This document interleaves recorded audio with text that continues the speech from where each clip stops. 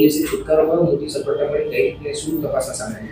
ગઈ તારીખ 27/5/2026ના રોજ અમદાવાદ શહેરના સાબરમતી પોલીસ સ્ટેશન વિસ્તારમાં એક મહિલાની અપહરણની ઘટના બનેલ, જે અનુસંધાને નેત્રમ દ્વારા સફેદ કલરની થારમાં મહિલાની અપહરણની ઘટના આરોપીઓએ અંજામ આપેલ હોવાની માહિતી મળેલી. ગુજરાત પોલીસ આ સંદર્ભે તમામ દિશામાં કાર્યરત હતી.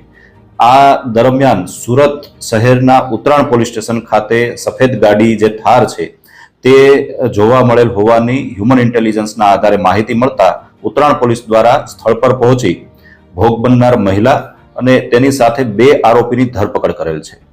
ધરપકડ બાદ આરોપીની તપાસ કરતા આરોપી અજમેર સેન્ટ્રલ જેલમાંથી પેરોલ જમ્પ કરેલ હોવાની માહિતી મળેલ છે. રાજસ્થાનના ગુલાબપુરા ખાતે મહિલા પર અપહરણ અને રેપના આરોપમાં આ આરોપી 20 વર્ષની જેલની સજા ભોગવી રહેલ હતો. 2024માં આરોપીને તેના પિતાના મૃત્યુ અનુસંધાને પેરોલ પર છોડવામાં આવ્યો અને ત્યારથી 2024થી પેરોલ જમ્પ કરી નાસ્તો કરતો હતો. આ દરમિયાન રાજસ્થાન, હરિયાણા અને મહારાષ્ટ્ર સહિતના રાજ્યોમાં 20થી વધુ 4-વ્હીલ ગાડીઓની ચોરી પણ એણે કરેલી છે અને તે બાબતની તેણે સ્વીકારેલું છે.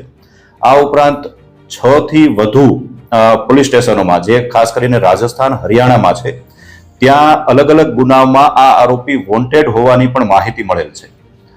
હાલમાં આરોપીની સાથે ફિરોઝ નામના અન્ય એક આરોપીની પણ ધરપકડ કરવામાં આવે છે, જે પણ 5થી વધુ આંતરરાજ્ય વાહન ચોરીના ગુનામાં સંકળાયેલ હોવાની તપાસ દરમિયાન માહિતી મળેલ છે. આરોપીની કસ્ટડી હાલમાં સાબરમતી પોલીસ સ્ટેશનને સોંપવામાં આવેલ છે.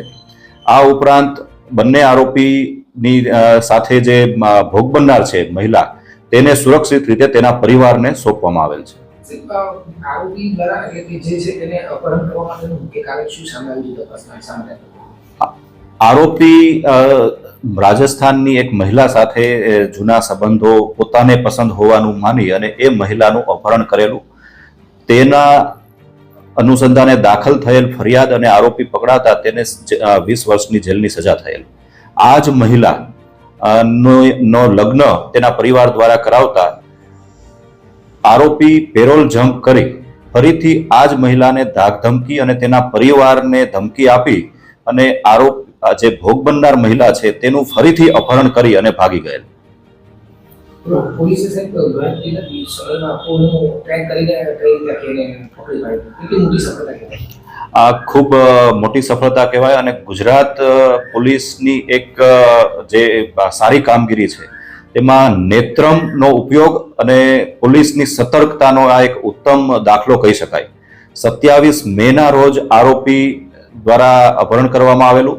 ત્યારબાદ આરોપી મહારાષ્ટ્ર ખાતે ભાગી ગયેલ હોવાની માહિતી મળેલી અને 27 તારીખ બાદ 3જી તારીખે આરોપી પરત ગુજરાતમાં આવેલો અને ગુજરાતમાં આવતાની સાથે 1 જ કલાકમાં, એટલે કે વરાછા ખાતેના વિસ્તારમાં ખાણીપીણી માટે એ રોકાયેલ અને આ જ સમય દરમિયાન પોલીસે આરોપીને દબોચી લીધેલ અને તેની સાથે ભોગ બનનાર મહિલાને પણ સુરક્ષિત રીતે છોડાવી અને તેને પરિવારને સોંપેલ છે.